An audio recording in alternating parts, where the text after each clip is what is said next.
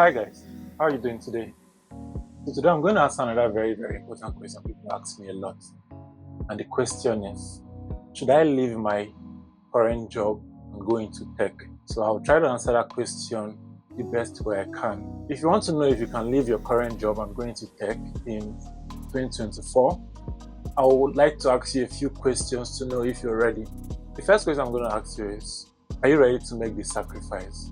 To go into tech requires a lot of sacrifice. You have to sacrifice your time, you have to sacrifice your resources, you have to sacrifice your energy, and you won't get early results. So the first question I'm going to ask you, are you willing to work for the next 2 to 3 years without getting any results? If you're new in tech, let's assume you're new in software engineering or you're new in product development or product design. In your first 1 year or 2 years, it will require a lot of work. You might not get any job to do because you spend all that time learning, the basic, and the highest you can get in that first 1 year, 2 years, maybe internship roles or entry-level roles, and you might not really get paid at that level. So do you have a plan to sustain yourself for the next 2 years without being paid and putting in so much work? The second question I'm going to ask you is, can you sacrifice a lot of time to learning? Yeah, because you're going into a new field, it requires a lot of learning. Can you work more hours? Can you give in more hours into the work? Can you work for up to 10 hours in a day? Can you sacrifice your sleep? Can you sacrifice your time? Can you sacrifice your social events? Can you sacrifice all that time just to learn the basics and how to get started in the business? I remember when I started, I used to be up for up to 10 hours in a day, sometimes up to 15 hours, sometimes up to even 24 hours because I was really eager to learn. There was so much to learn and I had to sacrifice a lot. I had to sacrifice my time. I had to sacrifice money I used to do other things. I had to use it to buy data. I had to go to places where I would get power, even if it means inconveniencing myself just to get power, so I'll be able to stay up more hours to work. So do you have that time to sacrifice to work? What are you giving away? Let's say you're a mother or you're a father or you have a child or you have a dependent.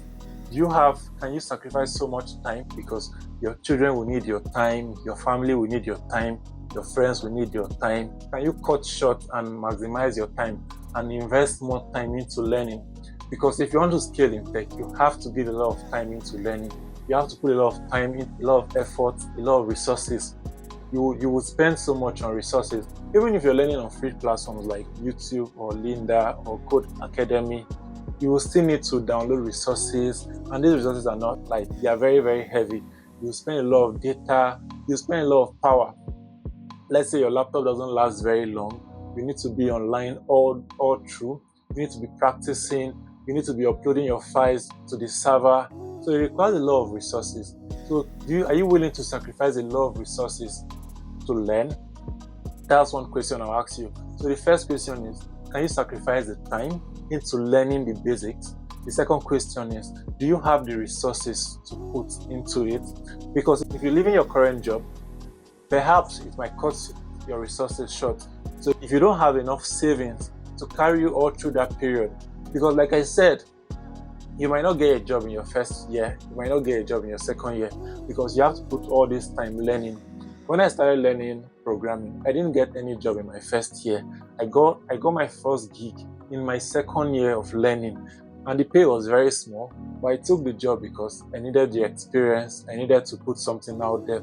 I needed to deploy what I've been learning to know if I'm even ready for the industry. So the first question is, do you have the time? The second question is, do you have the resources?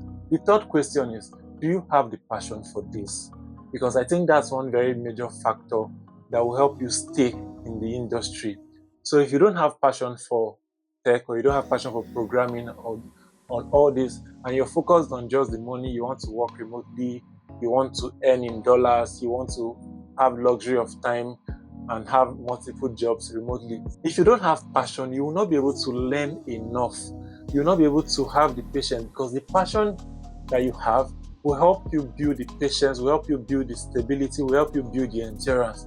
So if you don't have the passion for it, it will not be worth it at the end. So the third question is, do you have passion for it, or you just want to do it for the money? It's not a bad thing to want to do it for the money. But if you don't have passion for it, you give up very fast, because in your first year you might not get any results. It will still be all learning the first year. You might not get anybody hiring you. So it's your passion that will help, even when you're not seeing the results yet, even when you're not seeing the fruits yet. So it is the passion that you have that will keep you going, even though you're not seeing the result. As long as you have the passion and you know, this is what I want, this is what I want to do in my life, this is where I find joy, and this is where I find peace, that passion will keep you going. So even if you're not getting results, you would still enjoy doing what you're doing, because you're developing product, you're building small project, and you see how it's going.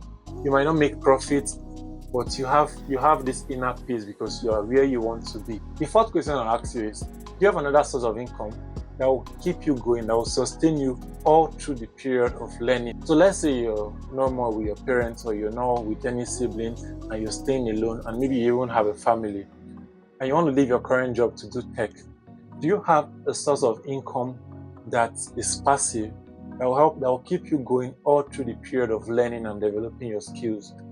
Because like I said earlier, you might not start making profits early, but you will need to be alive, you will need to feed, you will need to buy clothes, you will need to pay your utility, you need to pay your tax and all that.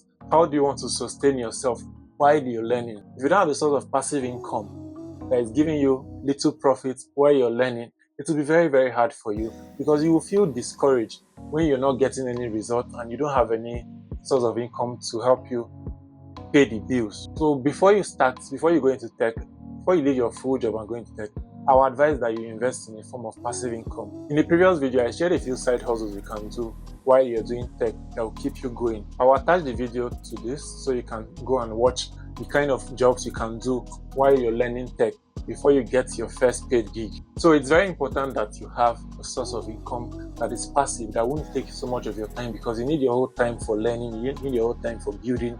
It's a building process. It's just like going to school. You're in another whole schooling process where you will spend so much, but you might not get so much in return at that point. But it's all investment, because you're investing your time, you're investing your resources, you're investing your energy, and it will surely pay off. Even though not soon, it will surely pay off in the future. But you need to sort out your bills and all. So you need a form of passive income that will help you sustain your life while you're learning. Starting a career in tech can be very, very discouraging at first, at the early stage.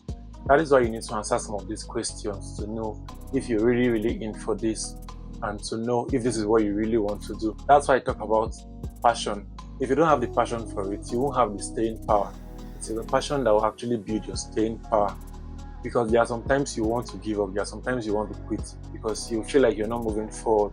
But if you have the passion for it, which is the major factor, you would stay even when things are not working out, even when you're not earning yet, even when you're not being very productive. You might not be very productive at first. You will do a lot of work with, and you see very little result, and it's your passion that will build your staying power. I'm not asking this question to discourage you, but if you can answer this question and know, yes, I have the resources, I have the time, and I'm willing to make the sacrifice, and I have the passion, because it requires a lot of sacrifice. Like I said, you sacrifice your sleep, you sacrifice your time, you sacrifice time with your friends, you sacrifice time with your family just to get work done. But like I said, it's for the greater good, and very soon when you start earning high, you have time for your family, you have time for your friends, you have time for your social events.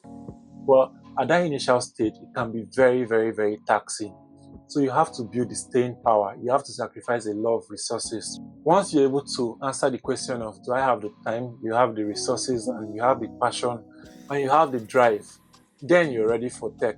If you have any question and you still want me to explain further, you can drop your question in the comment section. I will be glad to answer your question. Thank you very much.